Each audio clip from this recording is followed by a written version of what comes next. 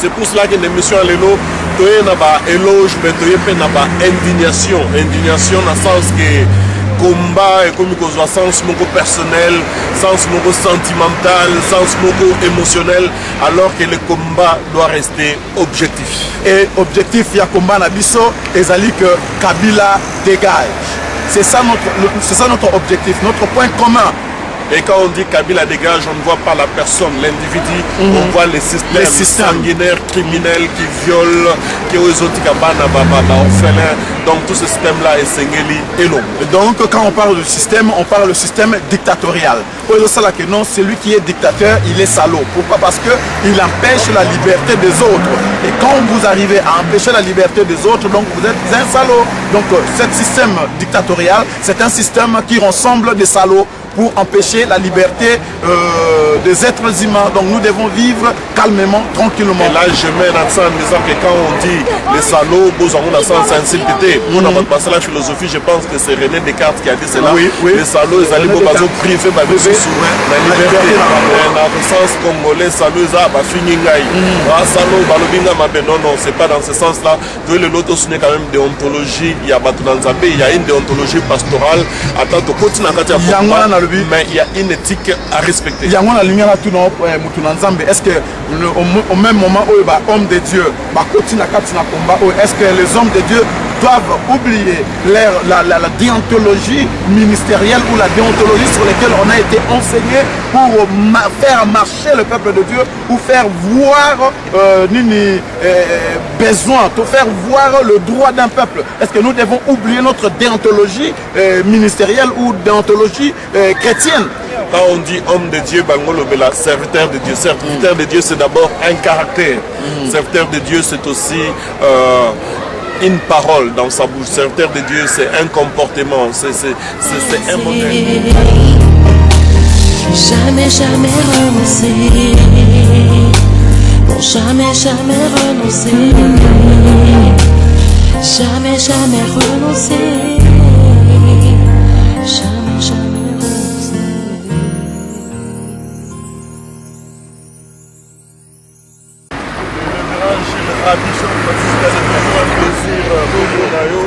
Toujours. Donc, l'homme de Dieu, ça fait tellement longtemps. Ça fait tellement longtemps. Il y a un Kutani Lelona emblème, il y a Mboka Oyo Atomium.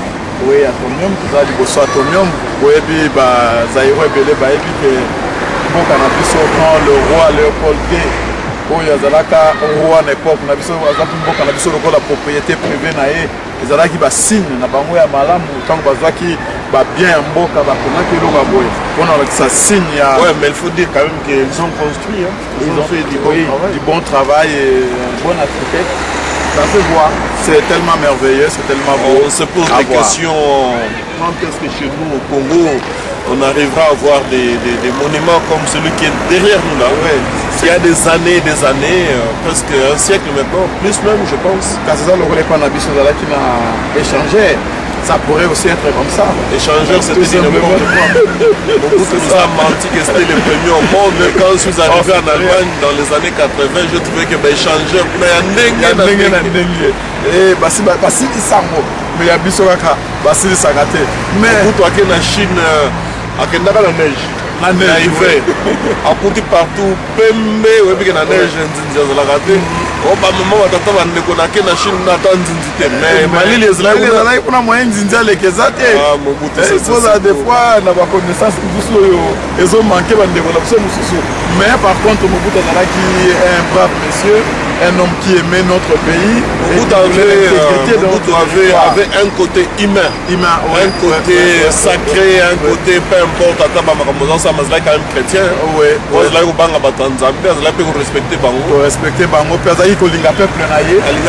il s'est bâti jusqu'à ce que la paix, malgré même si nous allons signer des pactes avec le diable pour que la paix et l'unité règne dans ce pays, on le fera.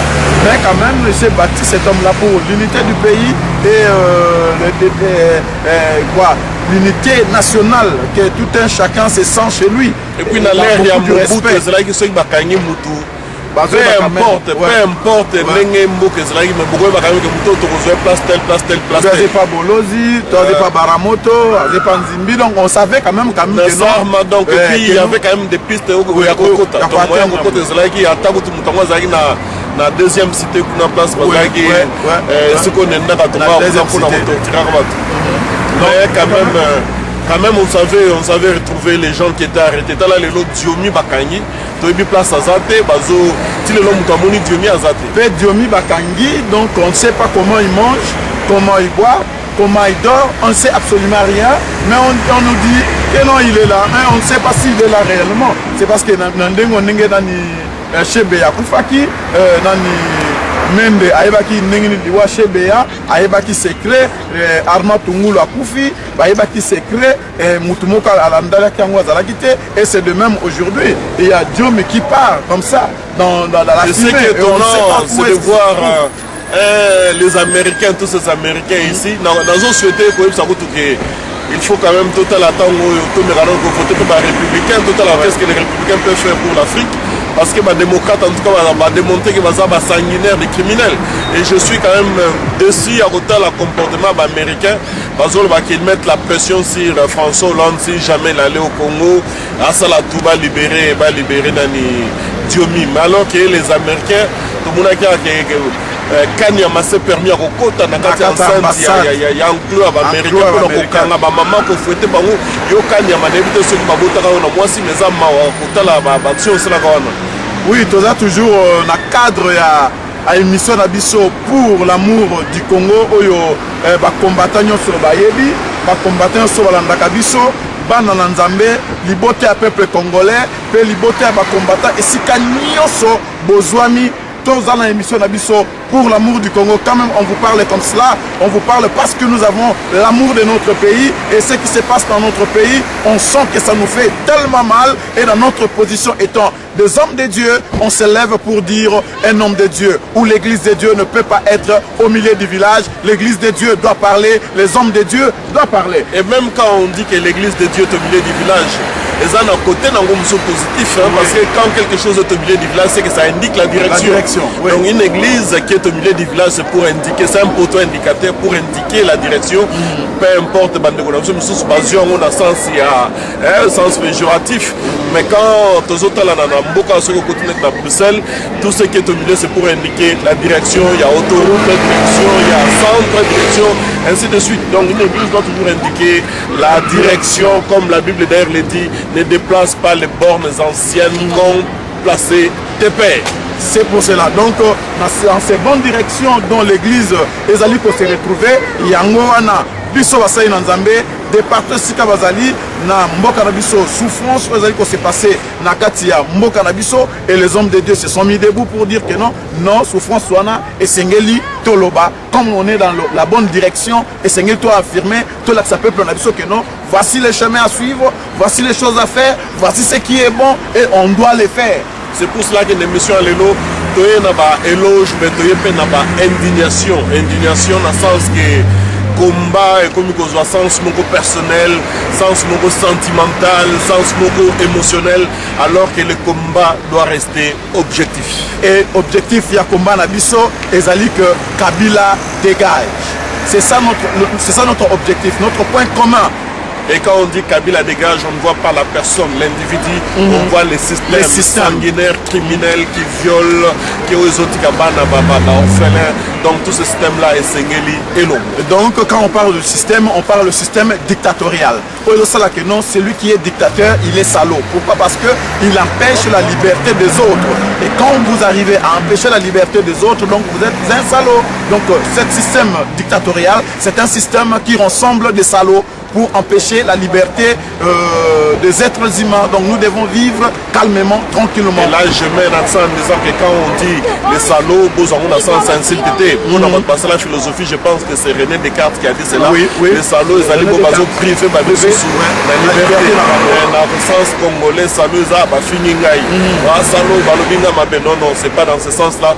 L'autre, ce n'est quand même déontologie. Il y a une déontologie pastorale. Attends, tu continues à mais il y a une éthique à respecter. Est-ce que au même moment où homme de Dieu, est-ce que les hommes de Dieu doivent oublier la déontologie ministérielle ou la déontologie sur laquelle on a été enseigné pour faire marcher le peuple de Dieu ou faire voir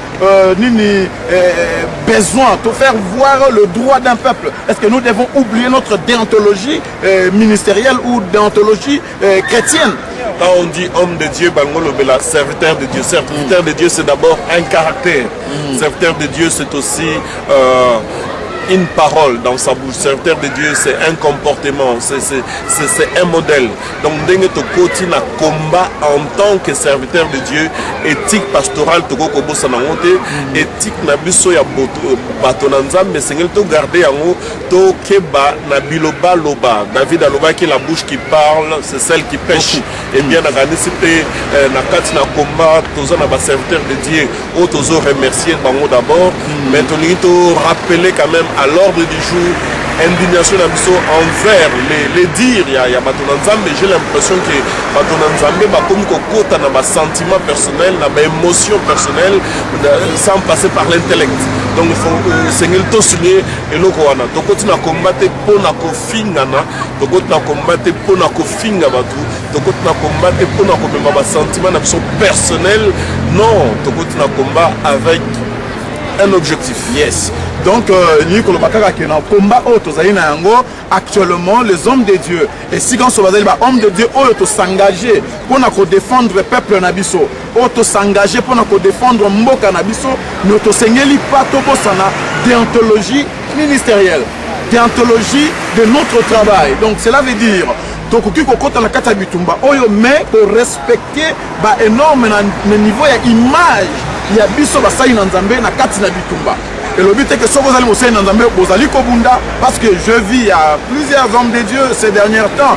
Nazali kokumisa tout d'abord misala ou vous allez kosala pour notre peuple et pour notre pays. Nazali ko pesa bravo na yango, mais quand même tozali kobenda bandeko na biso basai na nzambe, to bosana te que tozali na image ya ko véhiculer liboso ya peuple. Donc les autres senga que to finga na te, to bomana te, to soana te, to obandi ko finga mutu na kati ya nini internet, to obandi ko dénigrer mutu na kati internet, wana ezali mabe, ezali même pas l'image de notre combat. Et puis ça n'a rien à voir avec le combat, ce sont des problèmes personnels qu'on arranger en interne. Les abilo côté ya koleka na kati ya caméra pour na kobanga ko finga na ganzi to koti na combat oyo biso bato na nzambe toza na slogan moko théologie à libération. La théologie à libération na ezali likambo ya kofinga te ezali likambo ya komema bonsomi epai ya peuple pour dénoncer le mal. Les amis ya kofinga na te ya kozwa ba émotion personnelle boswani na mutomati nango to comme on dirait théâtre de chez nous. To ça théâtre de chez nous. Ça théâtre de chez nous te to ça la kimango boté mais boyeba que tozali na peuple bazali na sima na biso peuple oyo bazali ko s'attendre de quelque chose. Les alliés vont s'attendre à insulter, ils s'attendre à problème personnel. Notre problème est que notre pays doit être libéré. Notre peuple doit être libre de décider. Notre peuple doit être libre de choisir. Donc, ce qui est ça, théâtre, en tout cas, et et puis le Mususu to le bien que tant on beaucoup a libéré de côté à théologie à libération le la civisme. Mais quand on parle de civisme, on parle aussi d'une éducation, on parle d'un comportement, on parle d'une conduite.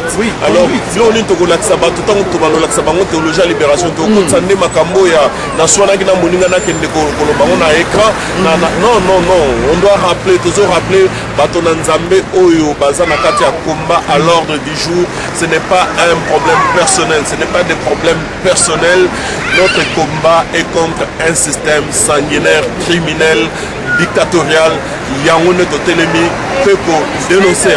Et comment na biso ezali entre bisoté, tozali ko bunda entre ngai na Bishop Francis Kadimate, tozali ko bunda entre ngai na Bishop Élysée na Afrique du Sud te, tozali ko bunda entre bassin dans zamete, entre bana dans zamete, entre population te, tozali na bit na biso moko ezali que système ezali ko régner na kati na pays na biso eyebana ko longwa biso basali na nzambe to la ki sa peuple wana direction to la ki sa peuple wana directive to la ki sa peuple wana quel modèle o esengeli to apprendre pour na ko éliminer système wana tozali ninge biso parti koloba to na kati na combat na biso pour la théologie de la libération du Congo.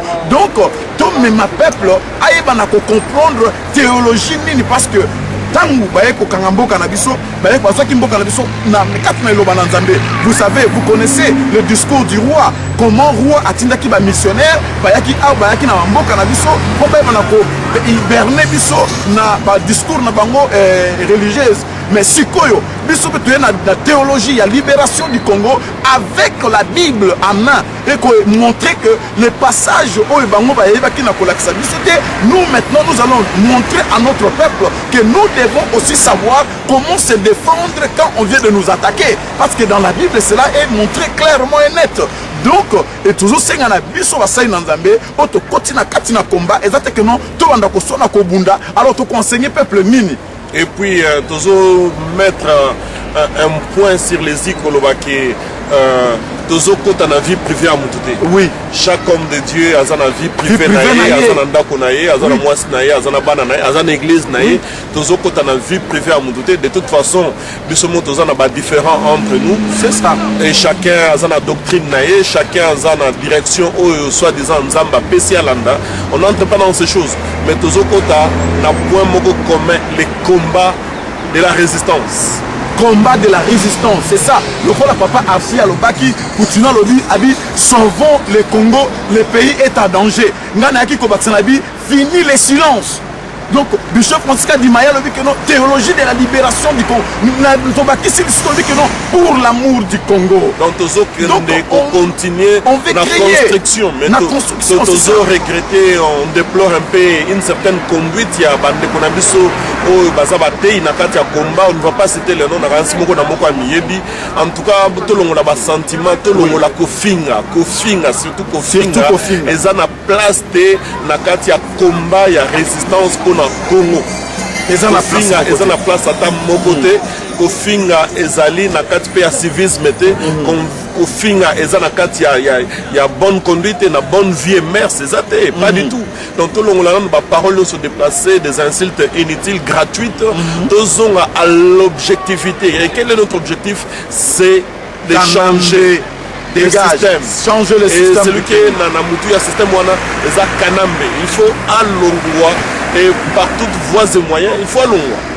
Donc, to bengi bino peuple nanzambe, pe basali nanzambe, que nous sommes, to boya kofingana, to boya ki mangobo, to boya ki théâtre, to zonga na kati ya objectivité na biso, objectif na biso premier. Notre premier objectif, c'était quoi? Notre premier enthousiasme pour le combat, c'était quoi? Tant que les initiatives ne sont propreté. Nous recevons des coups de fil partout. Nous sommes au Maroc, Maroc, Afrique du Sud,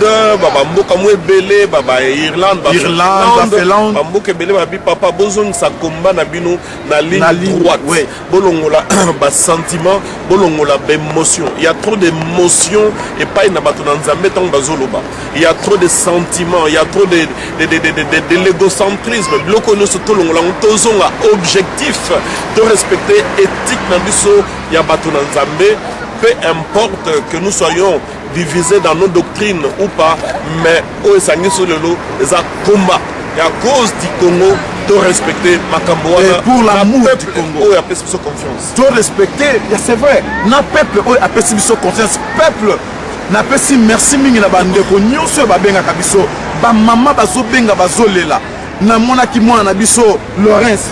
La commission Laurence a-t-il un message? Laurence a-t-il un message? Nzamba et puis maman Moko, je m'excuse, maman Chantal, na Charles Roy, à lobby. mobali na nga za pasteur alingaka bino te na mambozo sala mengai na lingaka bino na makambozo sala pour continuer ce mobali na nga aza pasteur malingi makambo na bino te ya comprendre te mais makambo bozo sala boza na raison mais bozo sa combat na objectivité il aurait sa kanisa lui que non papa tozo mona neti combat oyo elali ezokufa mwana na biso na ni media Medina na kati ya Hollande média abengi na bike non mais bozo mona te que non sikoyo tozoye basusu te to de qualifier basai na nzambe to basali te tozana besoin bitumba oyo ezala ndenge bokotela kango surtout bino basai na nzambe parce que ayi sinabi tozayi kozela bino basai na nzambe na kata bitumba mais dans ce PLP bon je lance quand même des fleurs oui nous combattons ici en Europe mais apprendre que bandeko na biso ba pasteur na Congo ba évêque bazui moi initiative lelo bazaso na New York ba ke kotsa mukanda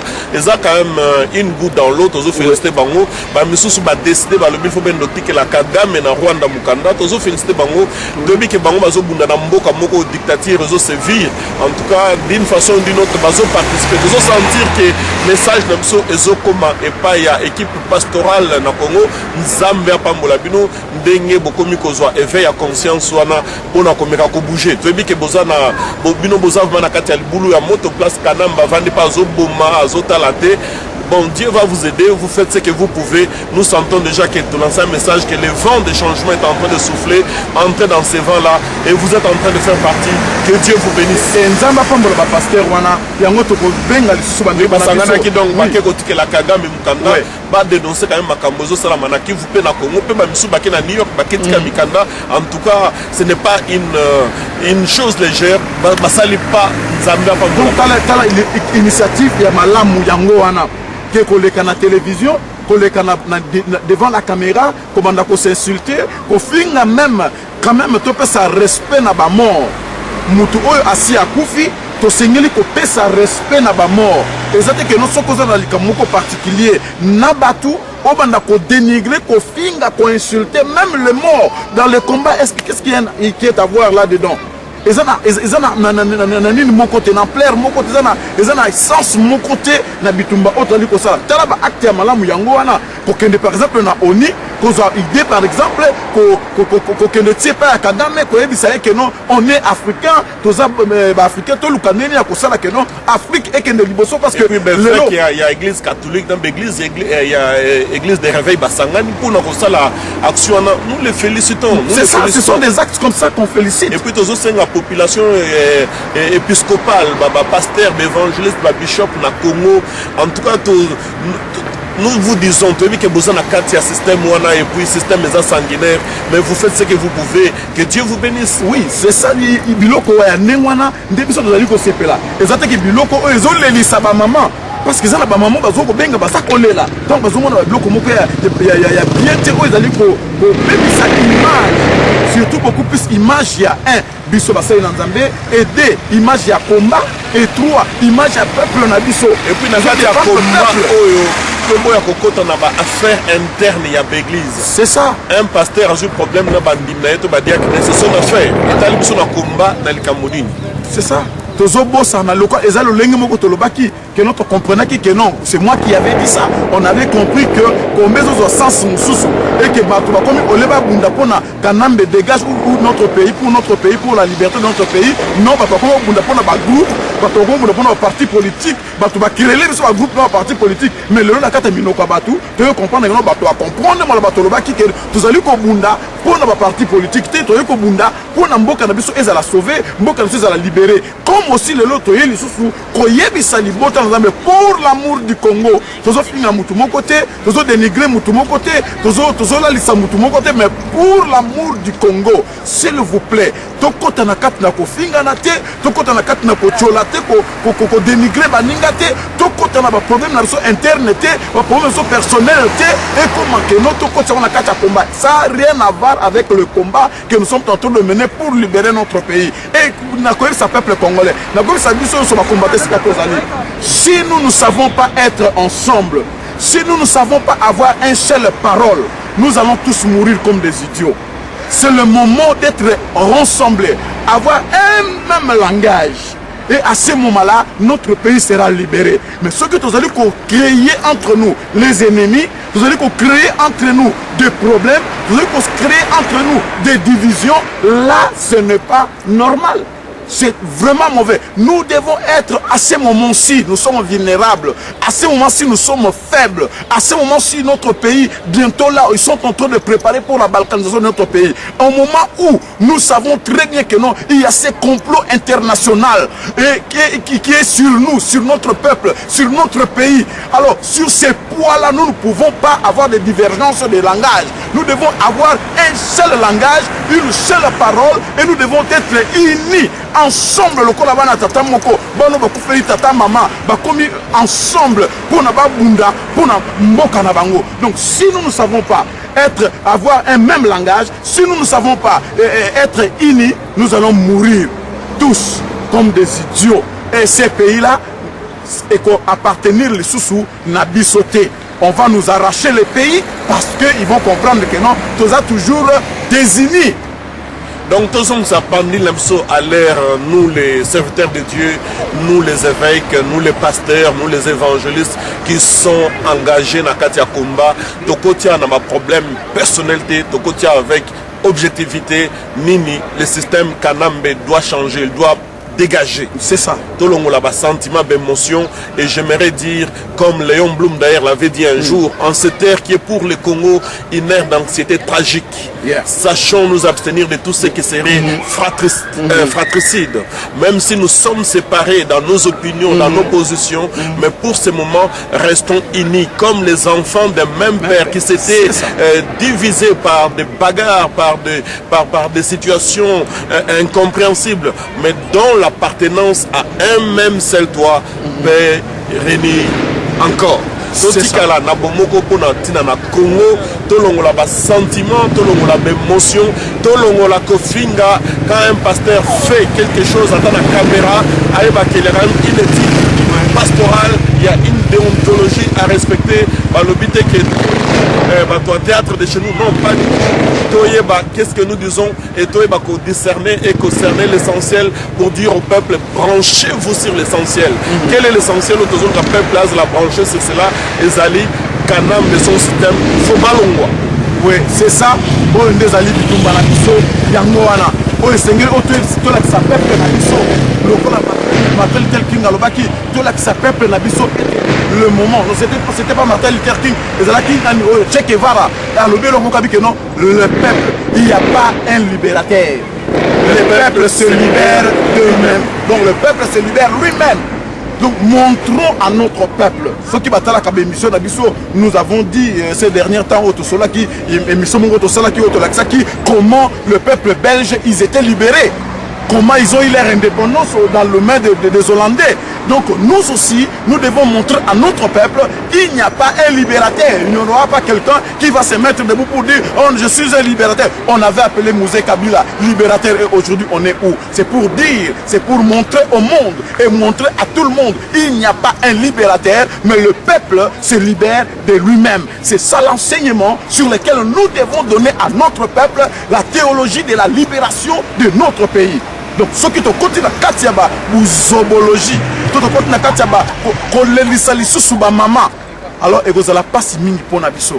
Totalement comme étant un seul homme, comme étant une famille. Alors que bandingi na ko libérer mboka nabiso na langage moko. Makambo yo pasteur Gilles l'église naye na bandim naye etali combat na likambo moko etali peyote makambo ya bishop Katima na bandim l'église naye etali combat na likambo moko te. C'est ça. Tozo ça la combat contre un système. C'est ça. Message tozo pesa ezali contre un système. Ba pasteur o ba komi ko comprendre pe bazo sala bomoko na biso na makanisi à partir ya Congo nzamba pambola bango na bike tozo rappeler que Congo ezali libulu ya moto mais tant bazo meka déjà ko sala bazo ko sala nzamba pambola bango mais tolongola nous insistons et nous rappelons encore une fois tolongola ndenge pasteur Chalobi buzobologie na kati ya combat to respecter éthique et déontologie pastorale. Dans un médecin, ataza na combat akogarde tik na ye tozokutana na baavocat na kati ya combat bazogarde tik na bango mais nous les pasteurs totikala pene tik na biso ya bapasteur moto moto agarde tik na ye soki ndeko na kopesa ndeko oyo ozokoleka toujours kofingaka batu kotangaka bakombo ya batu kosalaka oyo nyonso ozosala je pense que c'est le moment oyo ezali ya bien kofingana ezala te ndeko nasengi yo kofingana ezalaka te tozala biso nyonso bana ya tata moko tobunda mpo na mboka na biso parce que ezali mawa tokomi kozwa bapele de partout bato bakomi kobenga bato bakomi koloba bato bakomi kolela les chrétiens plaire peut-être moto akoki koyaka ye biso abi ke non tala makambo osala botan susu bazomona na ndenge ya mosika mais biso toyebani tozala bien bandeko na nga tofingana te lokola ndenge bishop azoloba makambo oyo ezali interne etali komba te soki ndeko no aza na un problème benga ye solola na ye nazwaki conseil ya ndeko na biso bishop Élysée koloba ke non ndeko na biso mosusu aza na problème il faut vraiment bosoutenir ye oui bishop tokosoutenir ye tokozo mpe tosoutenir tobengi de partout par rapport ya langage oyo olobaki tosoutenir tobenga tobengi tomettre kimia na mutu nyonso bato nyonso bazala na kimia je pense bien que bientôt okomona changement mais tosengi sikoyo biso nyonso babishop esika bazali bapaster esika bazali et que botelema boloba sikoyo tozali korespecte déontologie pastorale ekozala kitoko mingi mpo na mboka na biso mpe mpo na bato esengeli bamona batete oyo lobi ekozala bien na mboka to batete oyo ekosimba mboka lobi soki tete bazomona déjà que nos têtes oyo ça ne va pas pour demain donc demain encore ozala déclassé ça ne serait pas bien voici le moment du civisme oui du civisme auto côté ya lobi na mboka na biso libéré c'est ça tokoya côté ya civisme na kofinga te na ba émotion te na ba sentiment te na kokotaka na ba vie privée interne ya bato te pas du tout nous devons rester objectif nzambe apambola bino nakanisi tozalaki clair na masolo na biso masolo clair et puis nous rappelons encore à l'ordre du jour que pasteur évêque basangani na Congo pour na kotika lettre na Rwanda nzamba pambola bino pasteur évêque bazana ya New York kuna baketika mikanda nzamba pambola bango parce que à partir ya Congo ce n'est pas facile biso tozana mboka moko liberté d'expression ezali bino bwana mboka moko kanambe azolia azoboma azosalo alingi mais ceux qui vous ont déjà soulevé les petits doigts que vous pouvez que Dieu vous bénisse nous savons que peu importe la grandeur d'une lumière, qu'elle soit petite ou grande, elle finit toujours par éclairer dans les ténèbres. Merci beaucoup. Nzamba Pambola, Bishop Francis. Merci beaucoup, c'est un plaisir. Na sepeli na émission oyo na kanisi batu libota bakomona ngo ezali insulte te pona bango to ko dénigrer bango te to division moko te mais quand même bakozwa ngo na bon sens et ko sepeli ça libota mobimba et ko sepeli ça tout un peuple to viser mutu moko te na kati ya émission oyo mais to pesi des messages parce que to zuma coup de filming ebele gauche à droite et en Amérique na Canada na Australie Maroc Algérie de la émission pour l'amour du Congo ceux qui bokolinga pasteur bazong à l'ordre du jour objectif na bango système Kanambe dehors donc yango wana pour l'amour du Congo yango ezali kaka pona bolingo ya Congo nde tolobi boye bo pardonner biso mais pona bolingo ya Congo totelema pona ko sauver Congo na biso lokola Archbishop Coutinho Fernando alobaki sauvons le Congo comme le bishop Francis Kadima avait dit théologie de la libération du Congo comme Jules Rabi avait très bien dit pour l'amour du Congo sur lequel est notre émission Auto Salaka Tango Nyonso pour l'amour du Congo. Fini le silence. Tout là que ça peuple civisme oyo tandis qu'on préparer pour na bango. Simo Kimbangu afingaka batu na l'air na été. Ça c'est vrai. Pasteur Lukusa na message no bakangela ki afingaka batu te azaki contre un système. Oui. Alors to landa lokolo wana ofinga nezala te.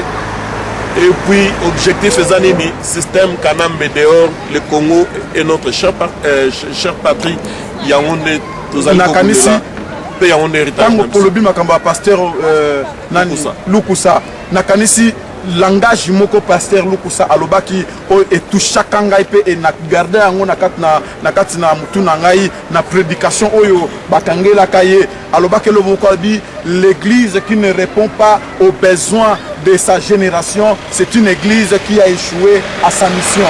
Et moi je rajoute aussi que l'église ne peut pas opérer dans une orbite contraire du monde, ce qu'il est dans lequel vivent les chrétiens. Dans le cas Congo, ils passent. Dans un minute, dans ce que pasteur na Congo, tant que sa prière, na bino tant que l'église, vous savez, bandimi, aller en paix. Pening ba okenango parce que tant ba ozonga na ndako na bazobo ma donc tant que bino ba pasteur déjà moyo ça bandimi ke bozonga na paix na bandako na bino ezalité c'est que le système est très mauvais. Ce système là est satanique. Le système doit changer. Et ce système là, nous devons parler, nous devons dire la vérité. Quand les choses ne marchent plus bien, quand les choses ne vont pas dans le vrai sens de la chose, nous devons ouvrir notre bouche, non pas pour dire de n'importe quoi, mais pour dire la vérité et montrer le peuple le bon chemin qui doivent tous suivre pour que demain, ils allaient bien batuningo lobi que non, na église, bazala babi que non, bokene na kimia, ba prêtre balobi, bokene na boboto, et que ce peuple puisse aller trouver aussi les boboto na bandaku na bango. Est-ce que les boboto na basanté na bango? Kivu, ata ut na Congo Kinshasa na, yo ko yesa bandim na yo, le banza me angwana bozonga na kimia, boboto. J'ai dit au prêtre la balabala bachar eza bazoboma bango bazo violer bango bazo kata bango banzoto. Alors pour nous tout qu'est-ce que nous devons encore garder dans ce système sanguinaire où ils ont bomba, ils ont respecté pas tant de ils ont respecté peu mon côté, ils ont respecté le droit de l'homme. Moi j'ai dit aujourd'hui, j'ai défini l'OTAN comme étant un groupe des assassins, un groupe de sanguinaires, un groupe de gens qui cherchent toujours, qui veulent voir goûter le sang des innocents. Et c'est ça ce qu'ils sont en train de faire dans notre pays. Et aujourd'hui aussi, ONI et Binomoko Boyebi, c'était une photo soldat, agent et ONI, Azubasi na Kivu, kuna misat, bazo sa la partouze. Pendant que bazo bomba bamiso suye sodana, na hôtel nae, na basi misatu, bazo sa la partouze. Et c'était un Français. Et puis ils ont sonné pour nous entendre ma communiste quoi zo ça là. Ouais. Bandeko en tout cas je lance l'appel que belle élection en Belgique wa. Boyeba banan bazolo bela Congo. Nous avons mutuwa bazolo bela Congo na Belgique wa. Azaka moko lui Laurent et na NVA. Ouais, NVA. Celui qui est en Amérique, peut-être que les républicains ne vont pas le Congo. Les démocrates, ils vont pas le donc ils vont voter. Ndenge Sarkozy a Kenda. Ce qui Sarkozy il faut tout le cas que Namboko lui Laurent. En tout cas, lui c'est un bon démocrate. Tout le monde a ça, tout le monde a témoignage d'ailleurs. Tout le monde a NVA comment Zolo Belapo na pe Congo. Tout le monde a pe que les républicains tant aux États-Unis, ils ont position bien pour na Congo. Mais les démocrates, en fait, on a compris que la démocratie peut se la rater, c'est un système sanguinaire. Il y a pas mal fait. Nalobaka toujours le malheur du Congo, c'est le démocrate. Le malheur du Congo, oui, le démocrate, un démocrate au pouvoir. Parce que Nathan y a un démocrate au pouvoir, c'était le moment où il y a Bomaki Lumumba. Vous avez Nathan y a un démocrate. Nathan où il y a un démocrate au pouvoir, c'était le moment où Clinton a Longoli Mobutu na pouvoir. Nathan démocrate na pouvoir, c'était le moment où Clinton a obligé Baboma à éliminer physiquement Mouzé Kabila. Nathan démocrate ndé na moment où Obama, soi-disant Obama noir qu'il est, soi-disant noir, soi-disant américain, soi-disant kenyan, mais il a donné à Sepeli que non, Nathan il y a démocrate na pouvoir et que Kanambe Hippolyte va se saisir pouvoir par la force, va violer la constitution ya mboka na biso ils allaient permettre mutu moko te à s'abstenir à kanga pouvoir par la force. Mais Nathan où il y a ba démocrate, Nathan où il y a Obama ne a accepté que non pouvoir wana ezala maintenir ndenge wana. Donc, les démocrates na pouvoir na États-Unis d'Amérique, c'est le malheur de notre pays. Et ce sont des Belges. De lancer appel na mukola francophonie lokola ba président ngono so bakosangana na Congo wana yo mwana Congo nyonso la mukolo bokosala soulèvement ya masse bobi mana balabala bo démontrer que nettement bazo ba Congo est démocratique bo laksango bo telema na bala bo ganga ce qui est la révolution mukolongo est la révolution parce que toko ko sepelate ba ya osala ba bilo na bango ya francophonie na mboka moko basi ba pafi na niveau 10 millions de morts.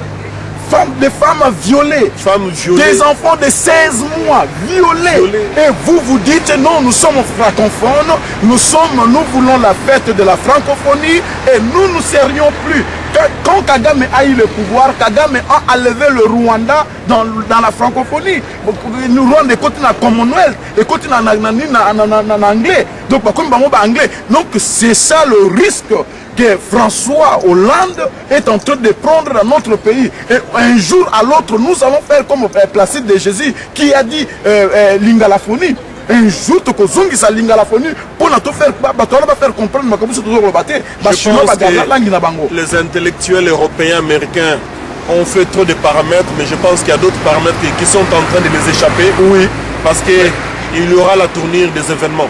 Ouais. Que vous le voulez ou pas, il y aura des tournures des événements, des choses auxquelles vous ne vous attendez même pas. Et puis vous comprendrez que l'homme, peu importe ses pronostics, il restera que l'homme. Et la francophonie, ça va vous enseigner. Ça vous enseignera quelque chose parce que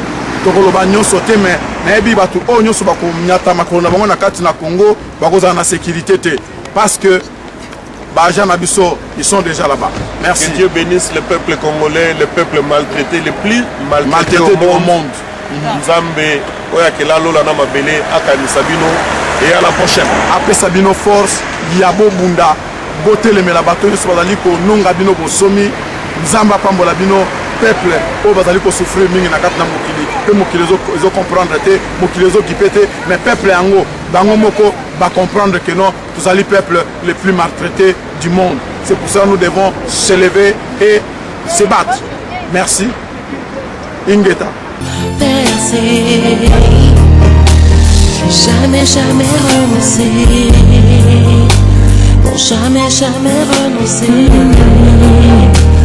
Jamais, jamais renoncer.